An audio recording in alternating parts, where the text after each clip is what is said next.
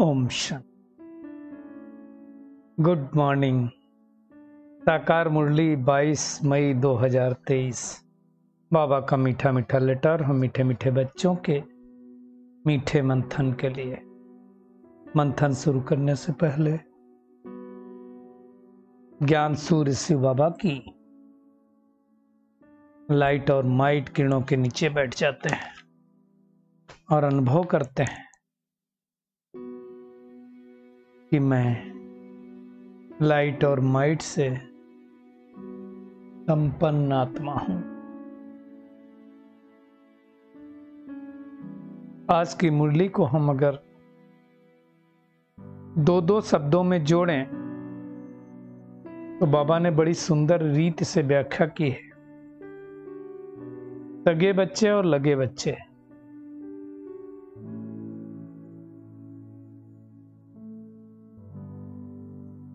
हद के सन्यासी बच्चे, बेहद के सन्यासी बच्चे।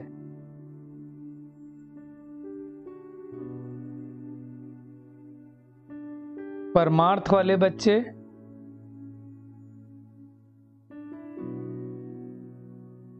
व्यवहार को ठीक करने वाले बच्चे। मतलब परमार्थी कौन, पुरुषार्थी कौन, पुरुषार्थ के आधार पे परमार्थ कैसे करने वाले बच्चे। तत्व प्रधान बच्चे, तमो प्रधान। पूरा बलि चढ़ने वाले और फेरी लगा करके जाने वाले। रूहानी यात्रा, जिस्मानी यात्रा। तो ऐसे बहुत सारी बातें बाबा ने अच्छी तरह से हमें समझाया है। बाबा ने कहा देखो, सगे बच्चे होंगे तो उनकी निशानी क्या होगी।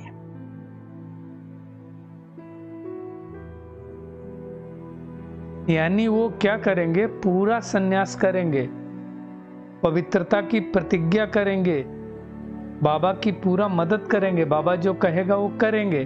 तो सगे और लगे मतलब एक कान से सुन के दूसरे कान से निकाल देंगे।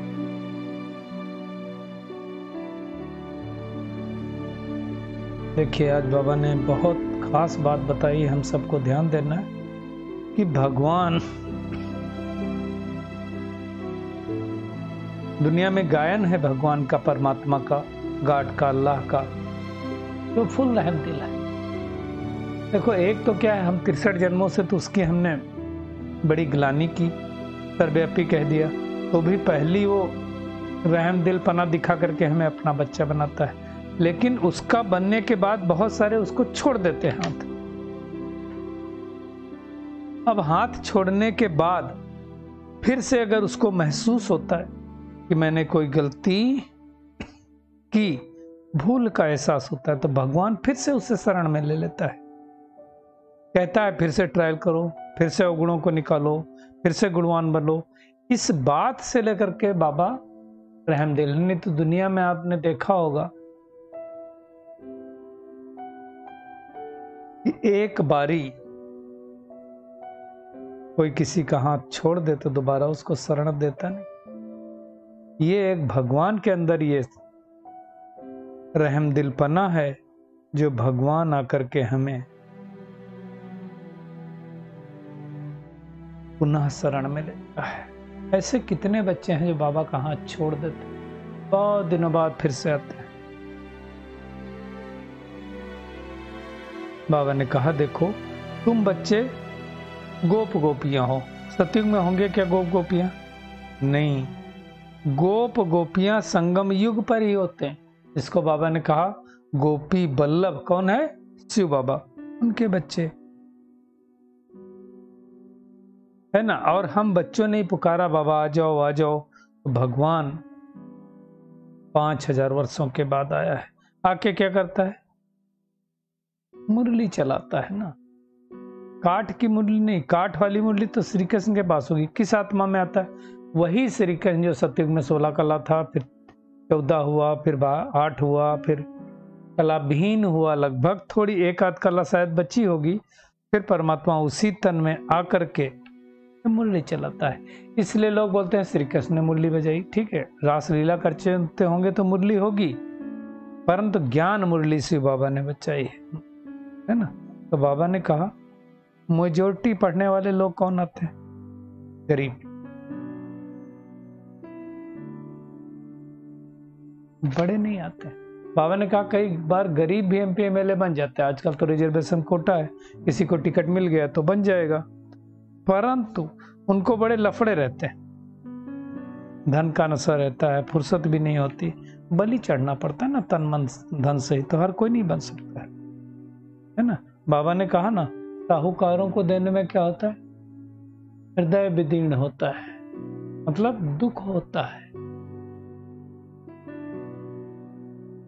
तकलीफ होती है, तो हर कोई नहीं कर सकता।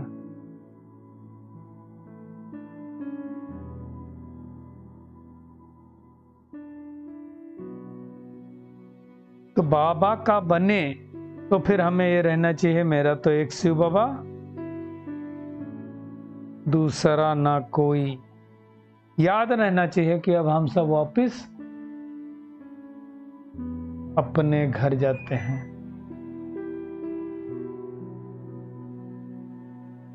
समय आ गया, इसी समय भगवान आकर के हमें राजयोग सिखलाता है, राजयोगी बनाता है। राजयोगी बनाता है मतलब अपने कर्मेंद्रियों का राजा हम कैसे बने वो सिखाता है। तो दो तरह के बच्चे, जैसा बाबा ने कहा, सगे और लगे। बाबा ने और एक बहुत अच्छी रहस्य बात बताई कि दुनिया में किसी के ऊपर राहु केतु की कोई भी ग्रह नक्षत्र की दशा होती है, तब क्या कहते हैं ब्राह्मण लोग? नवरत्न की अंगूठी पहनाते हैं। अब क्या सबको पता है नवरत्न की अंगूठी क्या होती है? तो बाबा ने उसका राज खोला। नवरत्न में से सबसे ज्यादा ऊंचते ऊंच हीरा बनाने वाला बाबा, तो बीच में शिव बाबा होता है और बाजू में चार चार रतन और होते हैं वो पत्थर, लेकिन उनकी महिमा कर दी। कोई पुखराज बता दिया, कोई नीलम परी बता दिया, कोई क्या क्या बता दिया। अब वो बच्चे हैं जो अष्ट रतन हैं, जिन्होंने बहुत मेहनत करी, बहुत तपस्या की, महावीर बच्चे हैं, पास विदानर होने वाले बच्चे हैं। तो उनकी भेंट कर दिया गया पत्थरों से। जैसे जो ज्ञान है, ज्ञान नदियां हैं, जो बाबा के बहुत अच्छे बच्चे, उनको नदियों से भेंट कर दिया है ना। तो नदियां कौन? जो मुरली सुनकर औरों को सुनाए, धारणा करके औरों को कराएं, है ना। तो ये सब बातें समझने की हैं। यही वो समय है जब आपने देखा होगा ब्रह्मपुत्रा नदी और सागर का मेला भी लगता है। तो ब्रह्मा के तन में जब परमात्मा आता है तो आत्माओं का सुंदर मिलन होता है। बाबा कहता है मेरे को कोई जान नहीं सकता। क्यों? अभी थोड़े दिनों बाद जैसे ही सृष्टि की स्थापना हो जाएगी, बाबा जाके परम धाम में बैठ जाएगा, वाणी से परे बैठ जाएगा, और सतयुग में ज्ञान प्रलोप हो जाता है, याद नहीं रहेगा। अगर वहां किसी को याद रहे ज्ञान तो खुशी चली जाए कि हम 16 से 14 होने वाले हैं। तो बाबा कहता है तुम जानते हो कि अब हम 21 जन्मों के लिए सुख का वर्ष है। ये नशा, बाबा कहते हैं ये नशा है, तो अब पुरानी दुनिया को क्या करना है? बुद्धि से ठोकर मारनी। समझना इन बातों को, है ना। तो क्या करना है इस समय? बाबा ने 2 प्रकार की यात्राएं सिखलाई। एक है जिस्मानी यात्रा, जो हम जन्म जन्मांतर करते रहे। दूसरी कौन सी है? रूहानी यात्रा, यानी आत्मा की यात्रा। तो भगवान खुद सुप्रीम पंडा बन करके हमें लेने के लिए आया है। ये सब धारण करने वाली बातें हैं। जो धारण करेंगे वो दूसरों को कराएंगे। बाबा ने कहा कई बच्चे हैं जिनको ज्ञान की धारणा बहुत होती है, लेकिन योग नहीं ठहरता है। एक्चुअली विघ्न कहाँ पड़ते हैं? ज्ञान सुनाने में कोई विघ्न नहीं, योग में ही तो विघ्न पड़ते हैं। योग में ही तो माया इंटरफेयर करती है, खिटपिट होती है, बुद्धि इधर उधर जाती है।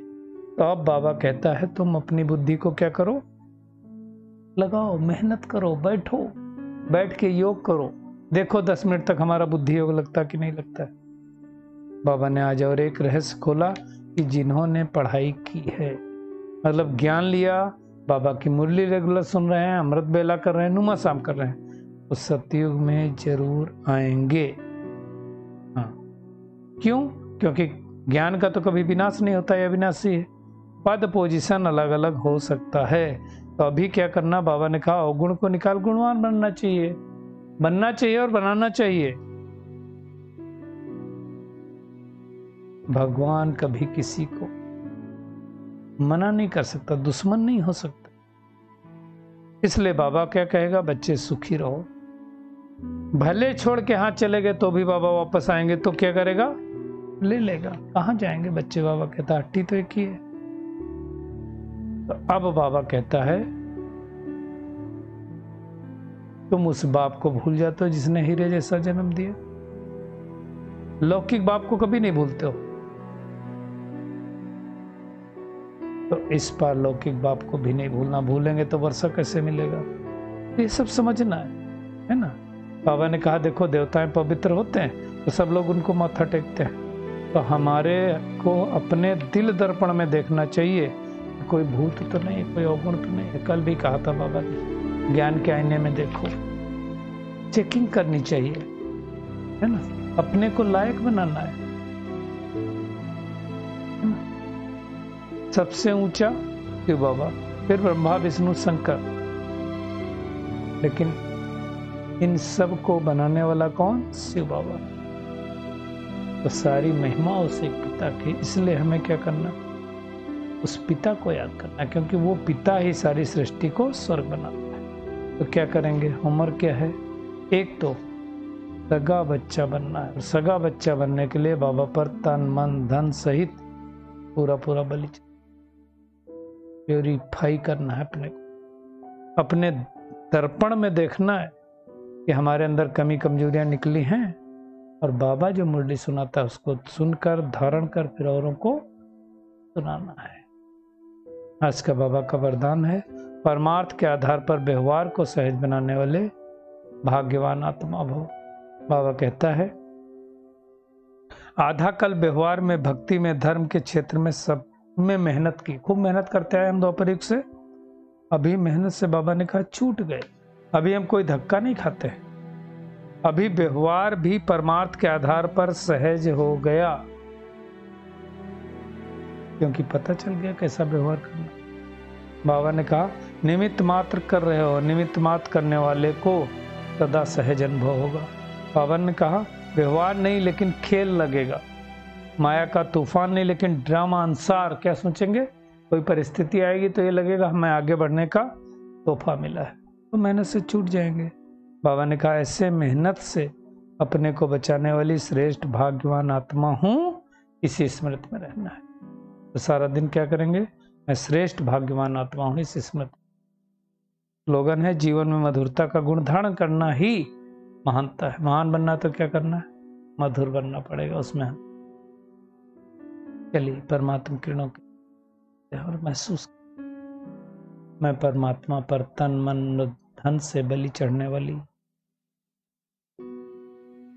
बाबा का पूरा वर्षा लेने वाली,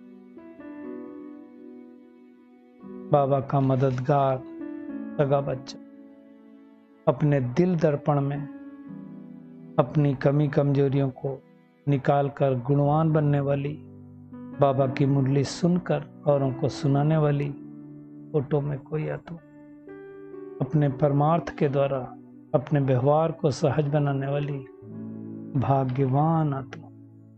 शुक्रिया मीठे प्यारे बाप दादा, शुक्रिया आप सभी का इस मीठे मंथन के लिए। शांति।